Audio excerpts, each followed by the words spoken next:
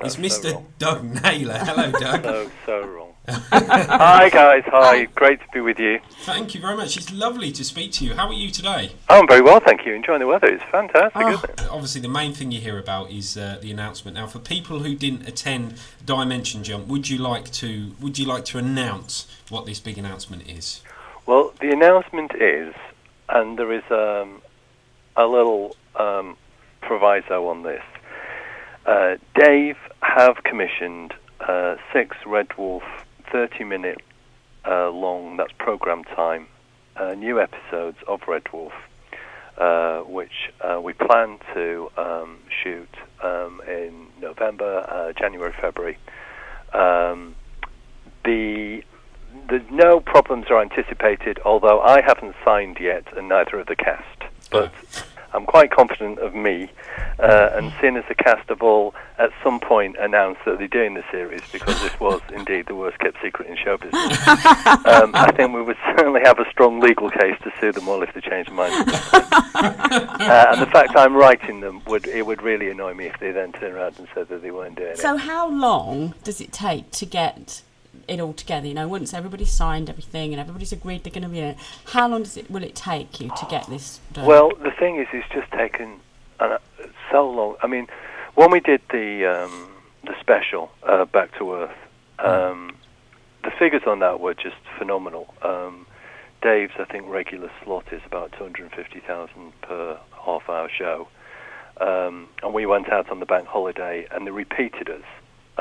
But if you actually add up all the audiences for the repeat, our figure was 11.5 million. Wow! So wow, and it's the biggest figure of non-terrestrial anyone's ever got. We beat BBC Two, ironically.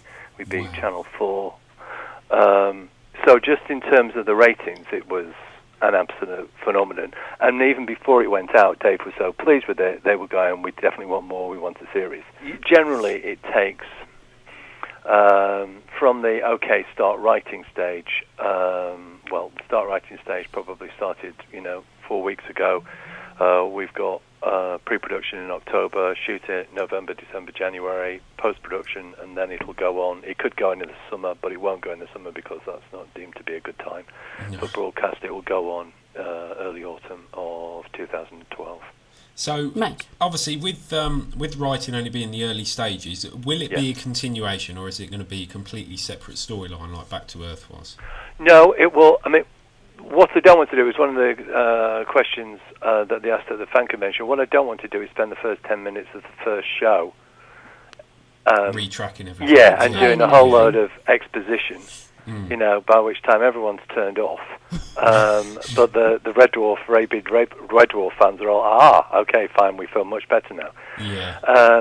So what happened at the end of season 8 will be answered, just not necessarily immediately. In the That's way good, because it did leave on a cliffhanger. It did leave on a cliffhanger. Yeah, it did say, was it the end? And we did say it wasn't going to be the end. And it's taken us God knows how long to actually be proved to be right. Nearly 100 now, and yes. We've had a question from Dave from Ireland, and he says, will there be an audience? Will you be filming it in front of an audience? And if so, where will they get the tickets from? Right. Well, I want there to be an audience, and the cast want there to be an audience. It's not quite as straightforward as that, because in a funny kind of way you have to shoot it in a completely different way, and we're having meetings with Dave to discuss that.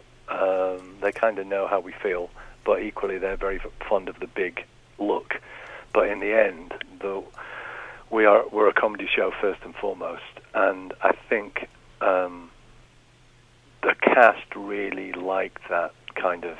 They perform in a different way, to be fair. Yeah. They get a new energy, and I mean, basically they start showing off, really, in the nicest, way. Isn't that what they're in show business for? Exactly. And it's a really good night, and they're able to tell when things are working, so they can pace things accordingly, and if things aren't working, then they'll speed along, and so it can. And also, it's a great kind kind of extra person in the room for telling you how the show's doing.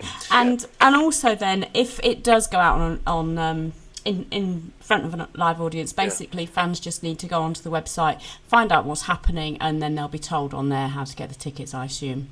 They will. I mean, if they I'll probably announce it first on my Twitter. Right. Okay. So that's generally what's happened, and I've directed people to where they could get tickets or what they have to do. Right. Fine. So they need to follow you on Twitter, and then they'll be. Oh yeah, if they follow me on Twitter, I mean, I won't go all quiet and and not tell them, and then it will certainly be announced on there. Yeah. Okay. So who came up with the name of Red Dwarf? That was the discussion Rob and I had one of the very earliest, and I think we'd written the script by then, and we were thinking of titles, and he said, "Why don't we call it after a star?" And I went, "Okay," and we went through, I think, Brown Dwarf, Yellow Dwarf, Red Dwarf, and I went, "Oh, I really like Red Dwarf." And he said, "Why is that?" And I said, "Well, I think it's cool for two reasons. One is it kind of sounds funny, and two is R for Rob and D for Doug. It's got our initials. Oh, wow! So we chose Red Dwarf. So that's very well. That's I brilliant. Never Never ever occurred to me. So what made you think it was a viable proposition to work on Red Dwarf? It's really weird. We wrote it, and the cliche answer to this question is we had no idea. It was such a surprise, and that's generally how normal people would answer it. I always thought it was going to be gigantic, and I thought, but it was going to be gigantic in a different way to the way it's been. I thought it would last 3-4 years, be the biggest show, big kind of cool show on television, and then obviously we'd gone off and do other things. But I was absolutely convinced because one, comedy, science fiction, that genre is really the smallest genre around. No one really does that very often, and when they do it, it's nearly always massive. From Men in Black, Hitchhikers, all sorts. It's very rare that comedy science fiction doesn't work if you get it halfway right. So there was that reason, and also generally when you do science fiction is kind of like the literature of ideas rather than characters. And our take was we were going to do the opposite of that. We were going to use science fiction as a mechanism to shine the light back on our characters. So we would give them a science fiction virus, and then something weird would happen, and we'd see, one of theirs confidence and their paranoia, and they would be two different characters. But it would always reflect back on character. And that was what I thought Hitchhikers hadn't done, brilliant though it was, but Hitchhikers was much more about ideas rather than the richness of their characters. Yeah. And so when we went in to have our meeting with the BBC, because it was, as it's well known, was rejected 3 times, and Paul Jackson kept taking it back, and John Lloyd, who was producer Spitting Image and Blackadder, also really liked him. Paul Jackson kept taking it back, and they rejected it 3 times, and then we went in. I said, "Look, we'll go in, we'll persuade them." So we were sent in,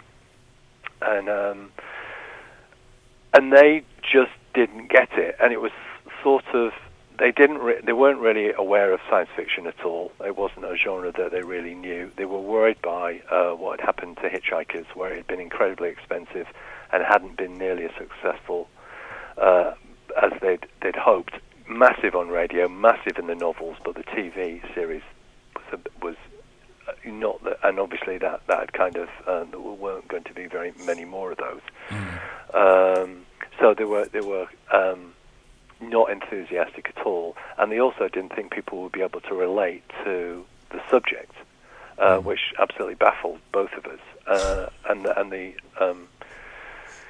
example was given that people wouldn't be able to relate to the situation. So if you started on a sofa and you pulled out and you saw some French windows, so people would get comfortable, and then you pulled out a bit more, and it turned out that the sofa and the French windows were on a spaceship after people had got used to the situation, then maybe it could work. But guess what? We don't really have French windows on the station. Sorry, Doug. We're gonna have to leave it there. Okay. We're gonna have to leave it there because we're gonna go into the news. But thank you so much for coming on the show. We'll have to get you back on nearer to the time when you got more info.